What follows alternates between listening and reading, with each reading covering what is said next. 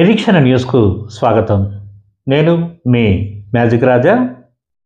తెలంగాణలో యూరియా కొరత సృష్టించడానికి కేంద్ర ప్రభుత్వం కుట్ర పన్నుతోందని రామగుండం ఎమ్మెల్యే మకాన్ సింగ్ రాజ్ ఠాకూర్ ఆరోపించారు. పెద్దపల్లి జిల్లా రామగుండం ఎరువుల కర్మాగారాన్ని శనివారం ఆయన సందర్శించారు.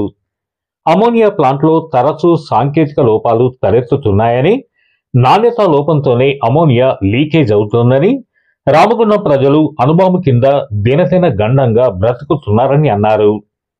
నాసిరకం పైప్ లైన్తో యూరియా కొరత ఏర్పడుతోందన్నారు. రైతులు నాట్లు వేసి యూరియా కోసం నానా ఇబ్బందులు పడుతున్నారన్నారు. ఇప్పటికి 4 సార్లు షట్ డౌన్ చేసి యూరియా ఉత్పత్తికి ఆటంకం కలిగిస్తున్నారని ఆరోపించారు.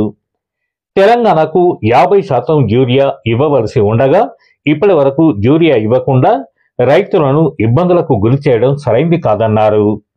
వీర్లపల్లి గ్రామాన్ని తరలించాలని విజ్ఞప్తి చేసినా పట్టించుకోవడం లేదన్నారు. రామగుండం ఎరువుల కర్మాగారంలో జరుగుతున్న అవినీతిపై సిబిఐకి ఫిర్యాదు చేయనున్నట్లు చెప్పారు.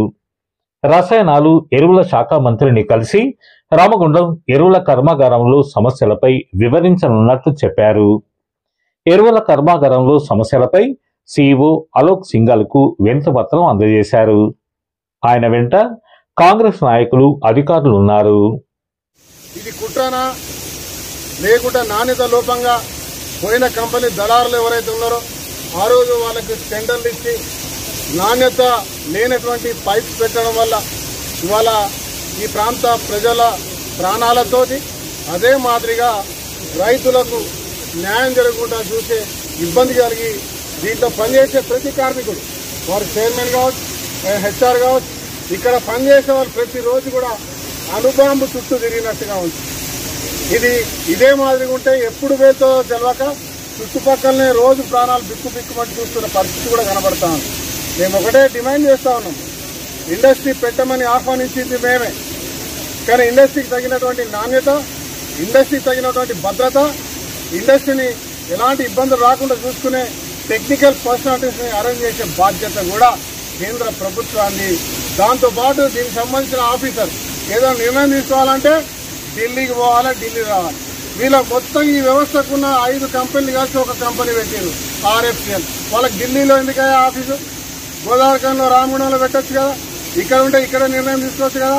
వీళ్ళు ఢిల్లీ నుంచి ఇక్కడికి వచ్చేవరకు పుట్టుకున్న నిమిషంలో గాలిలో 100 ప్రాణాలు పోయేటువంటి ప్రమాదం ఉంది. కాబట్టి నేను మళ్ళీ డిమాండ్ చేస్తున్నా, మీ ద్వారా మీడియా ద్వారా ఢిల్లీ ప్రభుత్వాన్ని ఇవ్వటే ఆఫీస్ ఇక్కడికి పంపేయండి.